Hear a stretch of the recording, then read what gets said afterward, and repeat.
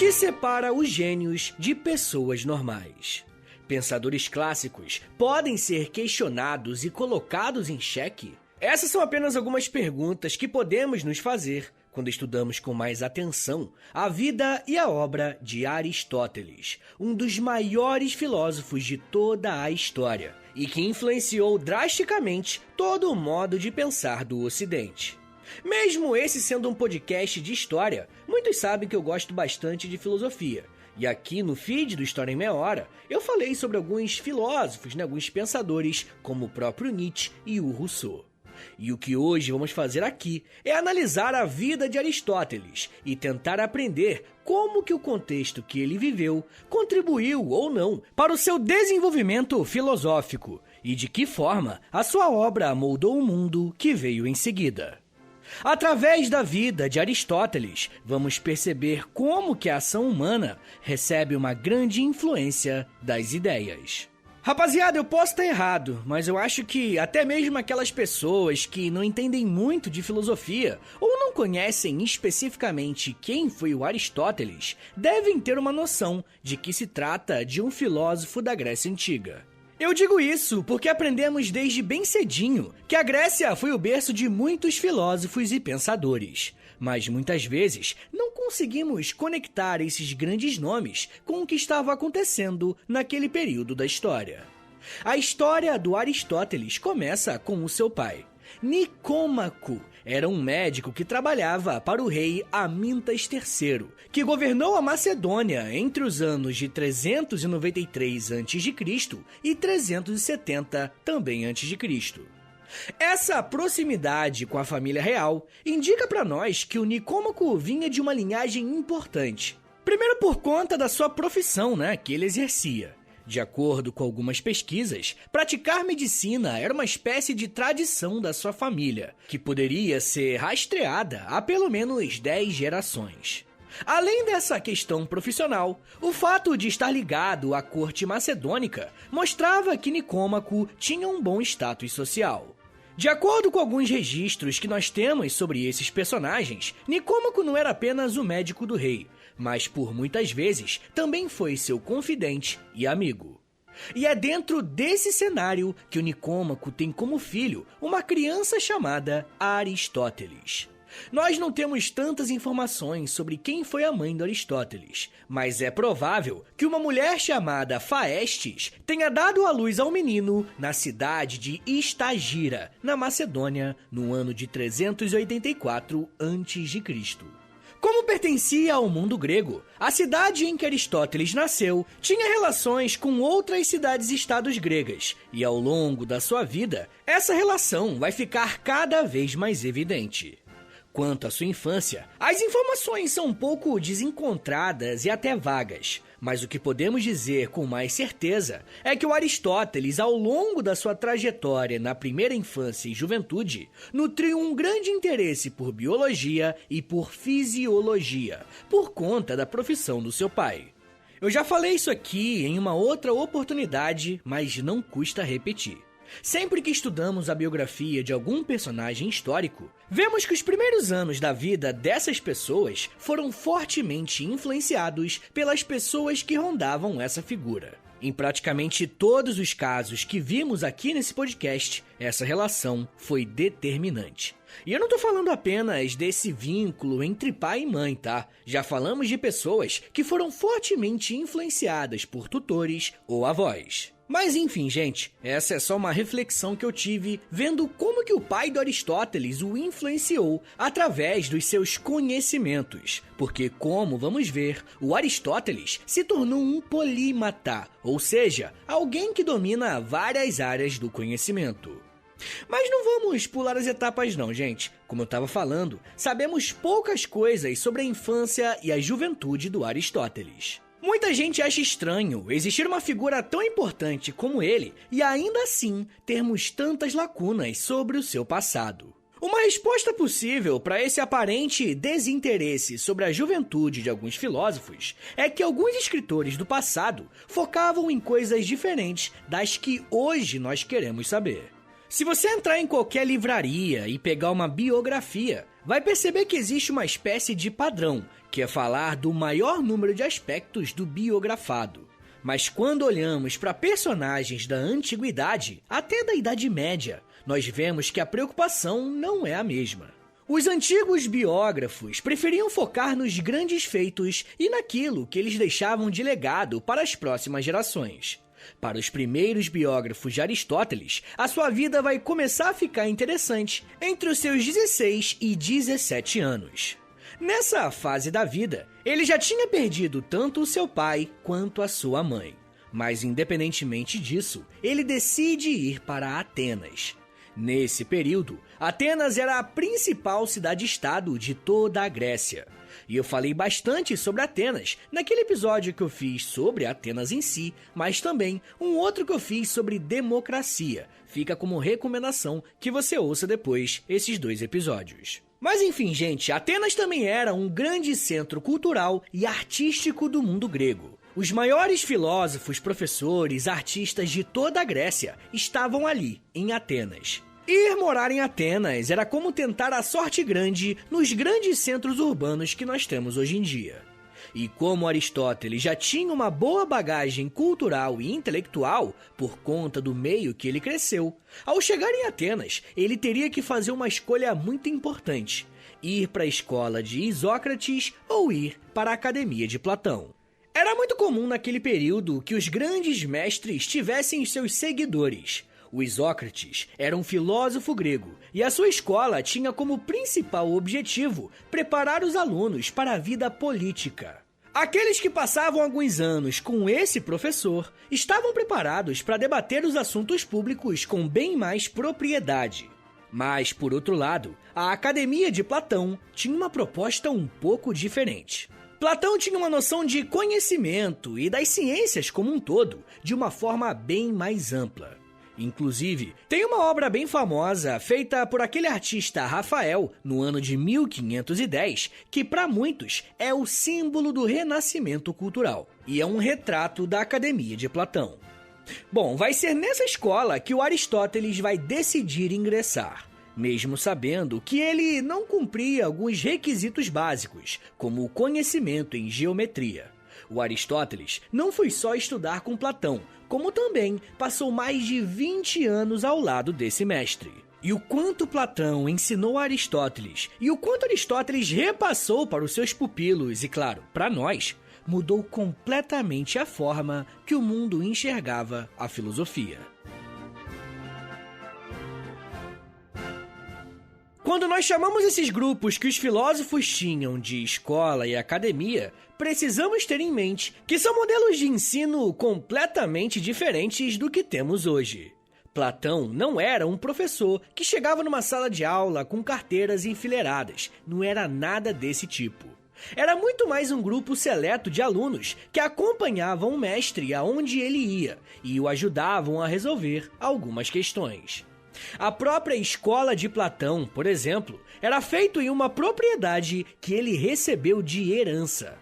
Mas, acima de tudo, eu quero chamar sua atenção para o fato de que pouquíssimas pessoas tinham acesso a esse tipo de ensinamento. Esses grupos não eram públicos, muito pelo contrário. Quando Aristóteles começa a ser ensinado por Platão, ele passa a aprender mais sobre dialética, política e sobre algumas ideias de Sócrates, o antigo mestre de Platão. Além dessas áreas de estudo, Aristóteles ainda pode se aprofundar no estudo das ciências da natureza, a área que ele gostava desde quando era pequeno, por conta da influência do seu falecido pai.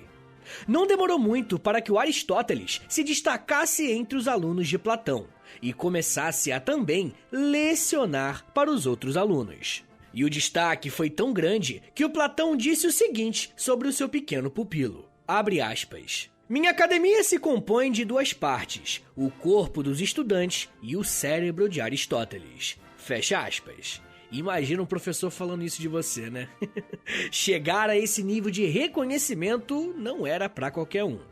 Mas apesar disso, esses elogios e a posição de destaque que Platão dava ao seu aluno não fizeram de Aristóteles um cara acomodado, muito pelo contrário. O que vamos ver aqui é a continuação de uma constante na história da filosofia, que é o aluno superando o seu mestre. E quando eu uso a palavra superação, eu não quero dizer que o Platão foi refutado ou algo do tipo, não é isso. Nós usamos esse vocabulário para dizer que o Aristóteles, enquanto aluno, foi além daquilo que o Platão ensinava. Aristóteles soube divergir e tentar encontrar uma maneira própria de encarar os mesmos problemas e questões. Quanto mais velho Aristóteles ficava, mais ele se afastava do pensamento do seu mestre. E isso não é um problema, beleza? Não rolou nenhuma treta por conta disso ou algo do tipo. A principal diferença entre o pensamento dos dois era a respeito da própria natureza do mundo e do pensamento. Platão acreditava que existia uma divisão no mundo entre o sensível, ou seja, aquilo que pode ser percebido pelos sentidos, e a outra parte era o inteligível, que para Platão era acessado somente pela razão. Já para Aristóteles, o mundo era um só, e o acesso ao conhecimento era atingido tanto pelos sentidos quanto pelo intelecto. E um exercício legal que nós podemos fazer aqui é analisar juntos aquela imagem que eu comentei com vocês, que o artista Rafael fez no século XV sobre os dois filósofos. Na pintura, no centro do quadro, estão Platão e Aristóteles, como se estivessem debatendo sobre alguma coisa. Na pintura, Platão está apontando para cima, como se estivesse dizendo que o conhecimento está no mundo das ideias. Já Aristóteles, com a sua mão apontando para baixo, parece que está dizendo que é preciso ter um olhar para o mundo real, aquilo que é prático. E essa diferença de pensamento vai fazer com que muitos professores e pesquisadores de filosofia classifiquem Aristóteles como o pioneiro do empirismo. Em um português mais claro, o empirismo nada mais é do que a busca do conhecimento pela experiência, pela tentativa e erro. Esse método de pensamento de Aristóteles vai ser formado ao longo de toda a sua vida. Porém, um fato muito importante dentro da academia de Platão vai mudar completamente a sua vida. Platão veio a falecer entre os anos de 348 a.C. e 347 também a.C. E como Aristóteles era o seu principal discípulo e um dos professores já da academia, era natural que o sucessor de Platão fosse Aristóteles. Porém, para sua surpresa, um outro aluno foi escolhido para suceder Platão. E eu não tenho condições de bater o martelo e afirmar que essa preferência aconteceu por conta das diferenças de pensamento que o Platão e o Aristóteles tinham.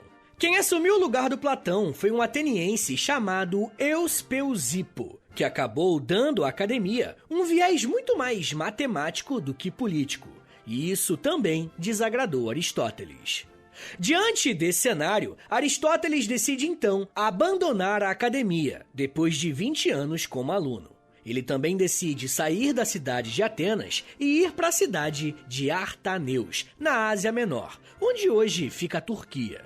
Nessa cidade, Aristóteles assume o cargo de um político local, mas esse emprego não durou muito tempo. 4 anos depois dessa mudança, Aristóteles decide seguir os passos do seu pai e voltar a servir a família real da Macedônia. E se vocês lembrarem bem, o seu pai, Nicômaco, era médico do rei Amintas III. Quando Aristóteles voltou para sua cidade natal, quem estava governando era Filipe II, o filho desse Amintas. E como Aristóteles passou mais de 2 décadas estudando com Platão, e nesse meio tempo se mostrou alguém muito competente política e intelectualmente, ele foi chamado pelo rei Filipe da Macedônia em 343 a.C. para ser tutor do seu filho.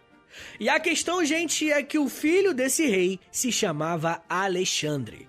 E eu não sei se você tá ligado na história da Macedônia e do mundo grego, mas essa criança vai ser conhecida mais tarde como Alexandre o Grande. Eu ainda quero falar mais sobre a relação que esses dois tinham e quais os principais aspectos e legados do pensamento de Aristóteles. Mas me dá um minutinho aí, tá, gente, que daqui a pouco a gente volta e eu falo um pouco mais sobre escola, seguidores, Estado, política e democracia. Segura aí, que é um minutinho só.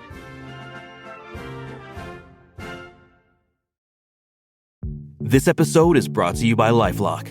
During tax season, your personal info travels to a lot of places. Between payroll, your tax consultant, and the IRS. If your W-2 gets exposed, that's just the ticket for identity thieves. That's why LifeLock monitors millions of data points every second. If your identity is stolen, they'll fix it guaranteed or your money back. Don't let identity thieves take you for a ride. Save up to 40% your first year. Visit LifeLock.com/podcast. Terms apply. Eu sempre sonhei em poder viver de criação e de educação. E graças ao apoio de vocês lá no Apoia-se, isso se tornou realidade.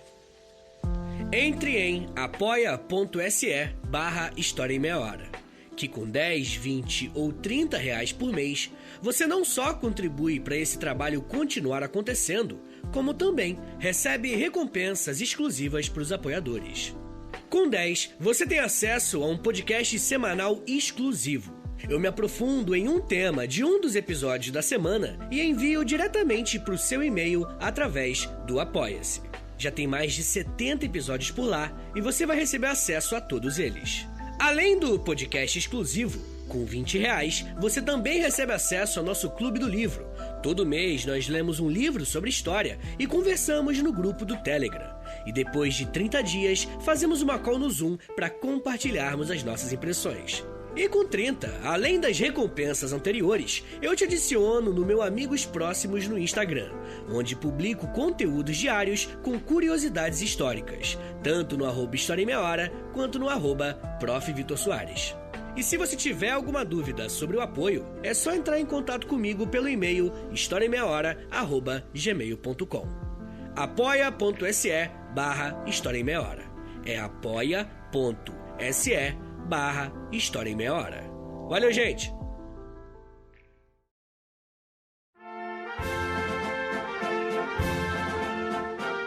Abre aspas. O historiador e o poeta não se distinguem um do outro, pelo fato de o primeiro escrever em prosa e o segundo em verso. Diferem entre si porque um escreveu o que aconteceu e o outro o que poderia ter acontecido.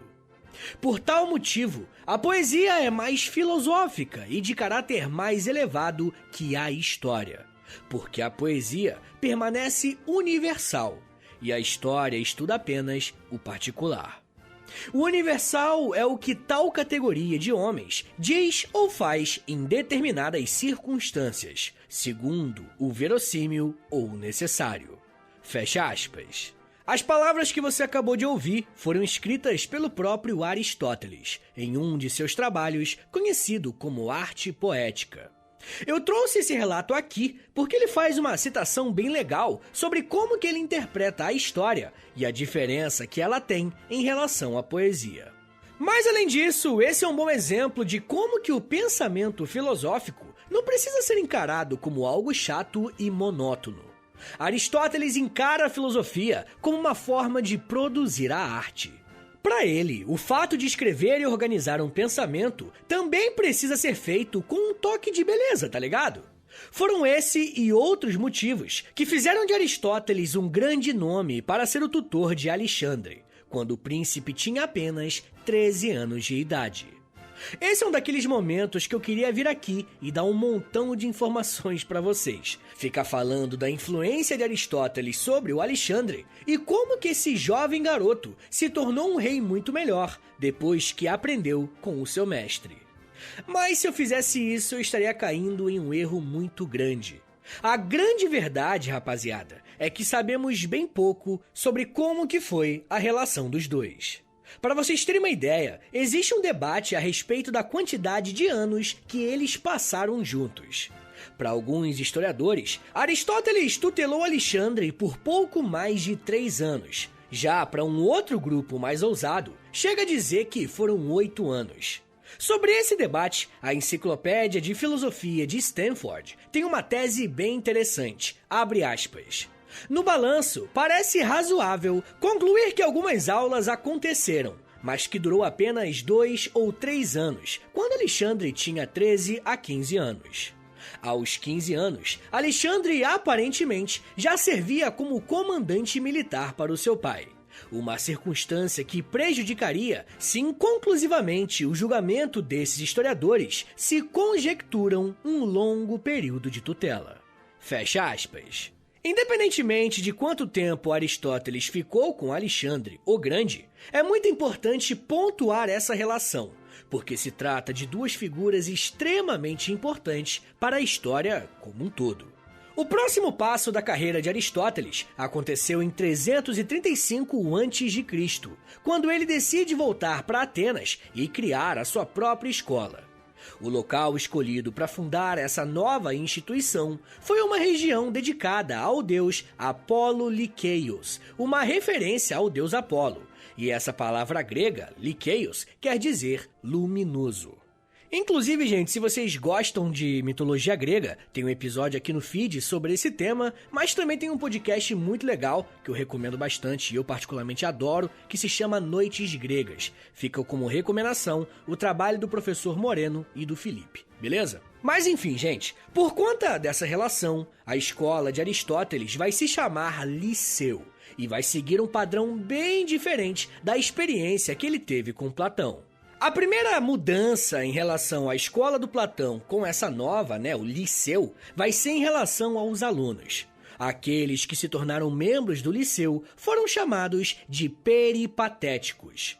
No nosso idioma, essa palavra significa ambulante ou itinerante, ou seja, aquele que anda sem um destino específico. Esses alunos tinham esse apelido porque o Aristóteles tinha o hábito de ensinar ao ar livre, enquanto lia e caminhava pela cidade. No meio das suas andanças, o Aristóteles parava para fazer uma espécie de palestra, sabe? Para quem quisesse ouvir. E além dessa nova forma de ensinar, o Aristóteles incentivava que os seus alunos se aprofundassem em diversas áreas diferentes. Para vocês terem uma ideia, a escola peripatética estudava botânica, biologia, física, música, matemática, astronomia, medicina, história, filosofia, ética, política e arte. E ainda existem outras áreas, mas eu acho que deu para perceber, como que era amplo e diverso. Mas tem um ponto muito importante aqui e que fala muito sobre a forma que o Aristóteles ensinava. Por mais que eu tenha citado uma série de disciplinas que hoje em dia a gente encare como algo separado, departamentalizado, o Aristóteles não via dessa maneira. Seu método de ensino se baseava em entender as coisas como elas eram, sem essas divisões de áreas. E isso pode parecer um paradoxo, Porque uma das principais contribuições de Aristóteles é justamente apresentar novas áreas de estudo a partir da sua escola de pensamento e do trabalho dos seus alunos. Quando ele mostra para os peripatéticos que o mundo e os seres vivos podem ser observados e estudados, surge a biologia.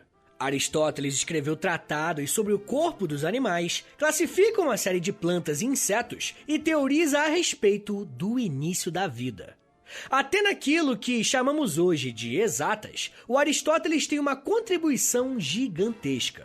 Ao longo da sua vida, ele produziu 8 livros sobre observações sobre a física. E é claro que era um modelo muito mais inicial daquilo que conhecemos hoje. Mas ele já escrevia sobre densidade e movimento dos corpos. É desse conjunto de ideias que vem um dos conceitos mais importantes quando falamos em Aristóteles. Eu tô falando da metafísica. É bem provável que em algum momento você já tenha ouvido falar sobre esse conceito, mesmo que não tenha entendido muito bem do que se trata.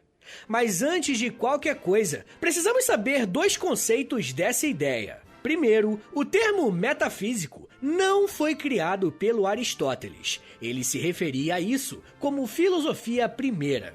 E um segundo ponto muito importante é que o material que vai compor o livro chamado Metafísica foi compilado por um dos seus alunos chamado Andrônico de Rhodes. Não foi o próprio Aristóteles que reuniu esse material, beleza? Bom, para Aristóteles, a metafísica vai ser um grande esforço em compreender o que é determinado ser a partir da sua totalidade. E é confuso, eu sei, mas em poucas palavras, a metafísica seria a mãe de todas as ciências. Através da metafísica, seria possível encontrar a causa de todas as coisas existentes. tanto objetos físicos como também ações humanas. Ele vai criar a teoria das 4 causas, com a causa material, formal, final e eficiente. Tudo que existe tem uma causa material, ou seja, a causa material de uma mesa é a madeira, enquanto a sua causa formal é a forma que ela representa. Já a causa final dessa mesa seria o ato de usá-la para, escrever alguma coisa ou comer alguma coisa na mesa. E, por fim, a causa eficiente diz respeito sobre aquele que criou esse objeto e deu uma utilidade a ele. E, gente, calma, eu sei que ouvindo isso pela primeira vez pode parecer uma viagem meio maluca e tal, mas o importante aqui hoje é que a ideia de metafísica é a superação definitiva em relação ao pensamento do seu mestre Platão. O Platão tinha uma outra perspectiva, sabe? Para ele, a realidade é construída primeiro de forma abstrata, no mundo das ideias. O trabalho de Aristóteles é uma tentativa de superar essa ideia. E para todas essas áreas de estudo, o Liceu, a escola do Aristóteles, coletava e produzia muitos manuscritos. Muitos pesquisadores afirmam que essa escola pode ter criado a primeira grande biblioteca de toda a antiguidade. Muitos desses manuscritos são as transcrições dos próprios discursos do Aristóteles. E existe uma estimativa de que mais de 200 livros foram escritos baseados nas aulas do filósofo. A notícia triste, gente, é que apenas um pouco mais de 1/3 desses registros que são creditados ao Aristóteles sobreviveram. Mais da metade do que ele falou e ensinou simplesmente não existe mais. Tentem imaginar a quantidade de informações que nós acabamos perdendo. É uma tristeza, mas é o que temos.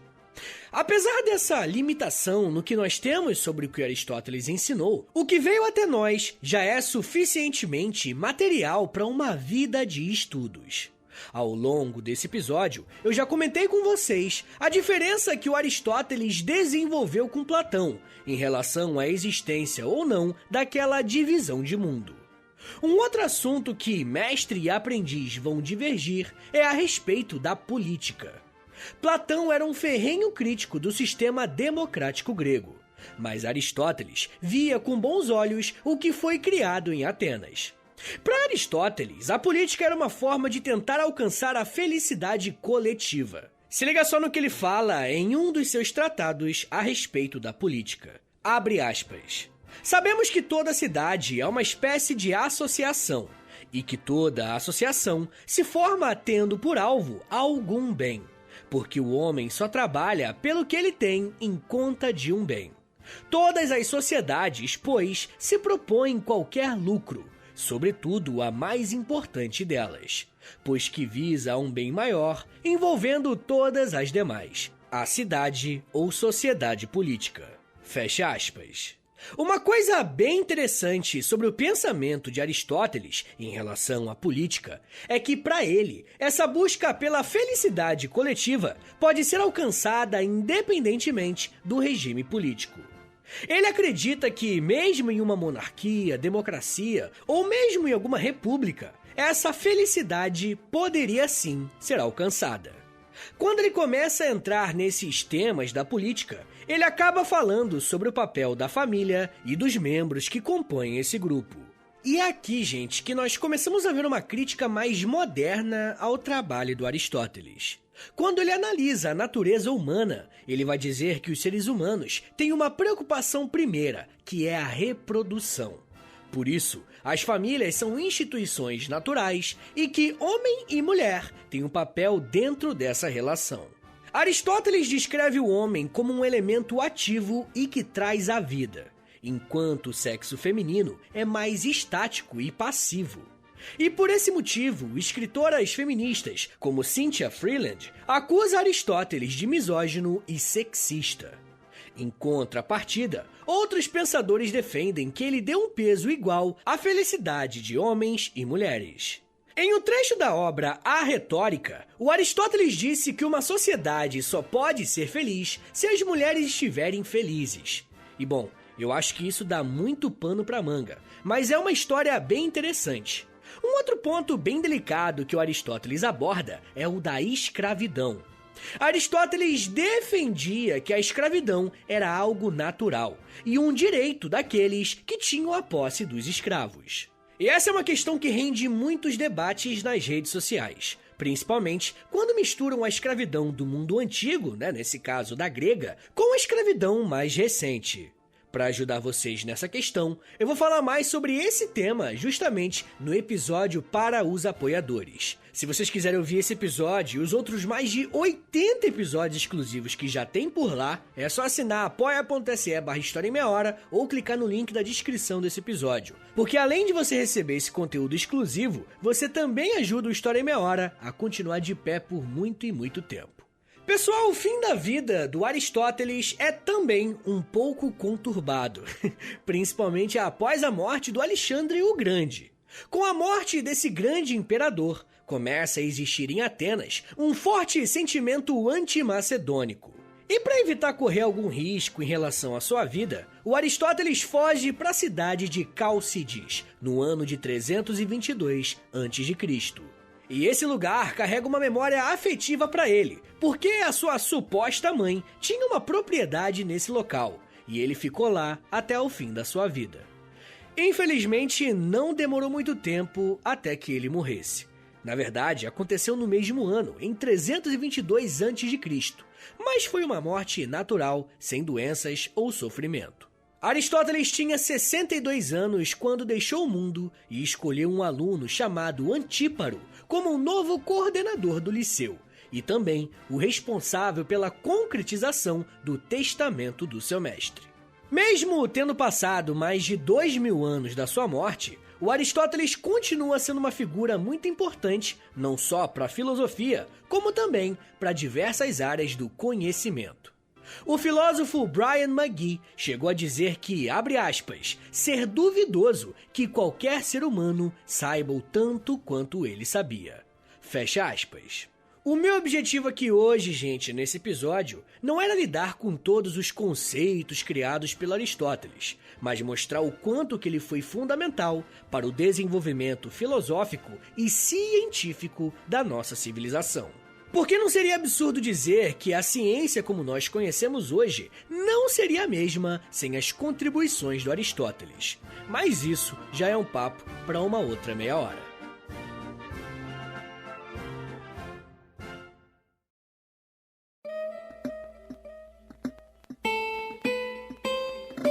Senhores, muito obrigado por terem vindo até aqui. Meu nome é Vitor Soares, eu sou professor de História e você acabou de ouvir o História em Meia Hora.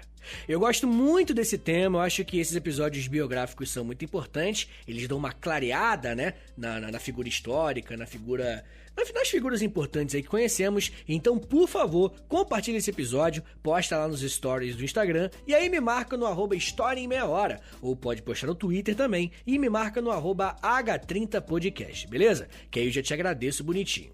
Mas rapaziada, novamente, a melhor forma de você ajudar o História em Meia Hora é assinando o nosso Apoia-se, beleza? É apoia.se/História em Meia Hora, que você tem acesso a conteúdo exclusivo. Como eu falei, tem mais de 80 episódios por lá exclusivos, tem Clube do Livro, isso é muito maneiro também, nosso Clube do Livro tá muito irado, tem conteúdo diário no Instagram, cá tem muita coisa, entra lá. Mas se você tiver alguma dúvida, manda mensagem pra mim no historiaemmeiahora@gmail.com, que eu explico como é que funciona tudo do Apoia-se, tá bom? E lembrando também que esse e-mail, historiaemmeiahora@gmail.com, é também o meu Pix. Então se você quiser dar uma moral aí, quer ajudar, pô Vitão, toma aí a moralzinha pra você, qualquer valor eu agradeço demais, porque ajuda a manter esse trabalho aqui de pé.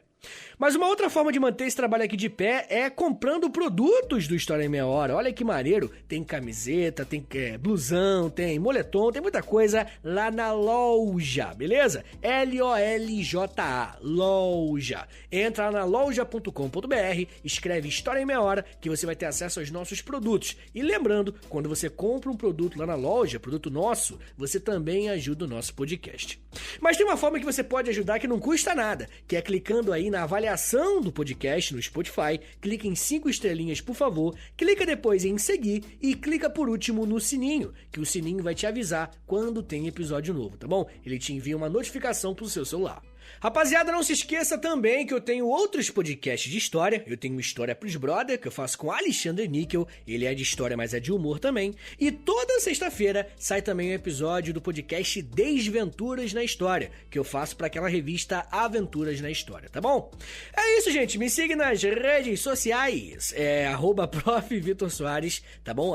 @Prof. Vitor Soares no Twitter, no Instagram e lá no TikTok, rapaziada. Todo dia eu faço videozinho educativo de 1 minutinho só, vídeo curto, né? Lá no TikTok, tá bom? @Prof. Vitor Soares. Então é isso, gente. Muito obrigado, um beijo, até semana que vem! E valeu!